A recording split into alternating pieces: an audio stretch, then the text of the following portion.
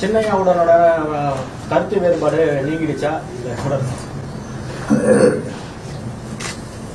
கருத்து வேறுபாடு நம்மளுக்கு பொதுக்குழு நடந்ததுல பொதுவாக பொதுக்குழுல அது உள்கட்சி விவகாரம். பொதுக்குழுல ஊடக நண்பர்களை எந்த கட்சியும் அனுமதிக்க மாட்டாங்க, அனுமதிக்கிறதில்ல. அது எங்க உள்கட்சி விவகாரம் பேசணும், பேசி அது சரியா போச்சு. அவர் மறுபடியும் இங்க வந்தாரு, பேசணும், அது ஒண்ணு.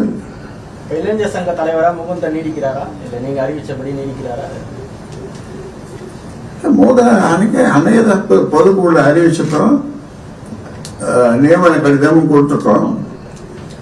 அவருக்கு நியமன கடிதம் நான் கொடுத்துட்டேன். அவர் நீடிக்கிறார்ன்ற பேச்சே இல்லை.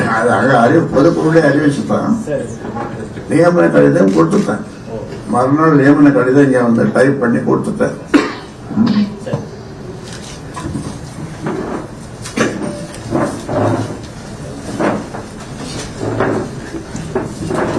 அந்த பொதுக்குழு நடந்த அந்த விரும்பத்தங்காத நிகழ்வு கட்சி வளர்ச்சி பாதிக்கும் நினைக்கிறீங்களா?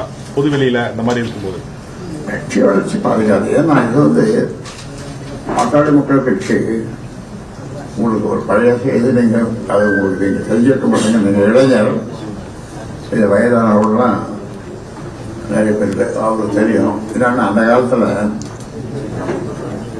கட்சி சங்கம் ஆரம்பிச்சு அந்த காலத்துல நடத்தும் போது செயற்குழுவோ பொதுக்குழுவோ மாவட்ட குழுவோ எது நடத்தினாலும் நான் என்ன சொல்லுவேன்னா, என்னை விமர்சியுங்கள். என்ன சொல்லுவேன்? என்னை விமர்சியுங்கள், என்னுடைய தவறுகளை விமர்சியுங்கள். என்ன வேணாலும் சொல்லலாம், விமர்சிக்கலாம் அப்படின்னு சொல்லுவேன். என்னை விமர்சிக்கிறதுக்கு தயங்குகிறவர்கள் அப்போ இளங்கள் இந்த போன் தான், எல்லாங்களும் தான், தரைவழி தான். அதில் நீங்க எனக்கு பேசுங்க, அதுல கடிதம் எழுதுங்க. ஐயா நீங்க இப்படி தவறு செய்யறீங்க, அது நீங்க திருத்திக்கணும், இது தவறு, அது தவறுன்னு அந்த மாதிரி எழுதலாம்னு சொல்லுவேன். என்னை விமர்சியுங்கள். அதாவது எந்த கூட்டமாக இருந்தாலும் என்னை விமர்சியுங்கள். நான் கோபமா சொல்ல மாட்டேன், சாதாரணமாக சொல்ல, என்னை விமர்சியுங்கள்.